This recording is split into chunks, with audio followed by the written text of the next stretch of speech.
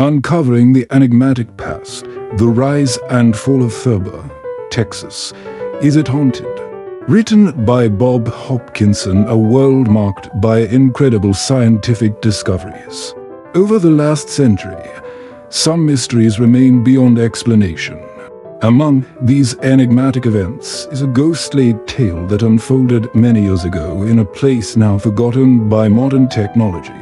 A place that once thrived as a small community known as Thurber, Texas.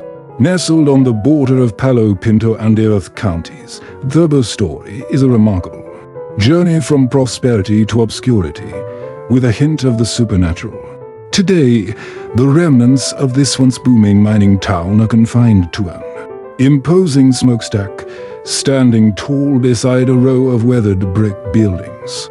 One of these structures houses the Smokestack Restaurant, a relic of Thurber's glory days. Situated on Interstate 20, approximately 75 miles west of Fort Worth. However, in the late 1800s, Thurber was a thriving coal mining town with a bustling population of around 8,000 residents. What set Thurber apart from most other coal towns, especially in Texas, was that it was entirely owned and built by the Texas and Pacific Coal Company. The company's leadership, namely Robert Dickey Hunter and H.K. Thurber of New York, spearheaded the town's development. Hunter undertook the ambitious task of constructing a complete town and mining complex, complete with schools, churches, saloons, stores, houses, a 650-seat opera house, a 200-room hotel, an ice house, and even an electric plant. This endeavor took shape amidst tensions with dissident union miners, affiliated with the Knights of Labor, who had been toiling in the mines since the mid-1880s. To maintain control, Hunter fenced off the company's property, creating an isolated enclave. The union was not granted entry. However, as time passed, the miners' strike concluded, and families moved into the company-owned town. The Texas and Pacific Coal Company also ran commissary stores, where residents used scrap currency redeemable exclusively within Thurber. In 1897, a substantial brick plant was added to the town. Despite the labor strife, Hunter's company employed a diverse range of workers. The town's boundaries were secured by a stockade, armed guards, and barbed wire fences to keep out labor unions, peddlers, and other unauthorized individuals. In 1899, Hunter retired, leaving William Knox Gordon in charge, but the company's control over Thurber remained unyielding. Gordon's efforts to keep the union out of Thurber faltered by 1913. And the town became a union stronghold for immigrant workers, a status it retained until around 1920. However, the conversion from coal to wool, coupled with persistent union strikes, spelled Thurber's demise. The need for coal miners dwindled, prompting many to leave by 1927. The brick plant soldiered on until 1930.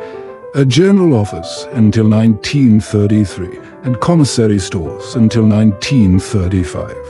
By 1939, most of the town had been disassembled, with the company shifting its focus to oil exploration.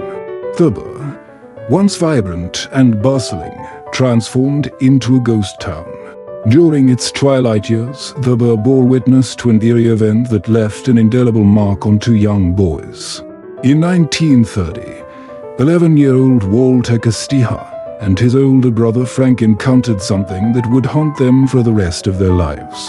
Walter, reminiscing from his store in the nearby village of Strawn, recounted the night, saying, "I remember the night well. Always have, always will. A boy never forgets the odd things of life, and that one was surely odd for me. It was the onset of the Great Depression, a period that hit Texas harder than most other states. Jobs were scarce, but the two brothers managed to find work at a local Mexican restaurant in Thurber, one of the few establishments still open. Their task was to help roll tamales on Saturday nights, a task that often extended past midnight. That particular evening was etched in Walter's memory. The night was exceptionally clear, with a full moon hanging low in the summer sky. When they completed their work round midnight, the two boys embarked on their journey home along an old dirt road that ran parallel to a set of railroad tracks, used to transport coal cars to Mingus, a town a few miles north of Thurber. As they approached a styler set of steps, allowing easy access over fences, Walter and Frank witnessed something unearthly. Walter described it as a beautiful silver-looking thing that suddenly appeared. In his words, "My brother looked at it, screamed, and sprinted towards our house as fast as his legs could carry him, unfortunately taking the longer route. I followed, but he was bigger and faster, leaving me further behind. When my brother had distanced himself considerably from the apparition, he slowed down and eventually stopped, allowing me to catch up. Both of us were out of breath and terrified.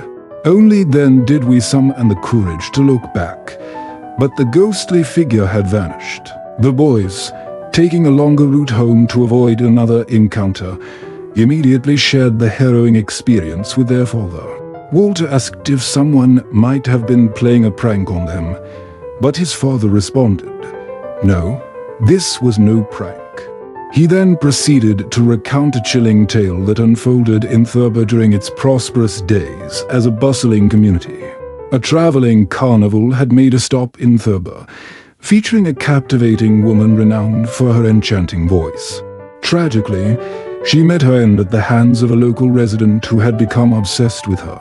As Walter's father explained, the woman, now departed, returns to haunt the streets of Thurber, seeking vengeance for her murder. Following that fateful night, Walter's brother refused to discuss the incident and urged his family to keep their encounter with the ghost a secret. Walter insisted, "If people say that I didn't see a ghost, you tell them to come see me. I saw it with my own two eyes, and I know what I saw." Rumors of the haunting lingered in Thurber for a few years, but Walter was aware of only one other person who claimed to have witnessed the specter. A friend of Walter's father disclosed that, on a moonlit night, he encountered a woman's ghost sitting on the stile near the same fence. In an inebriated state, he approached, initially mistaking her for his mother. Suddenly, she began to ascend into the air before vanishing before his eyes. The encounter sobered him up in an instant.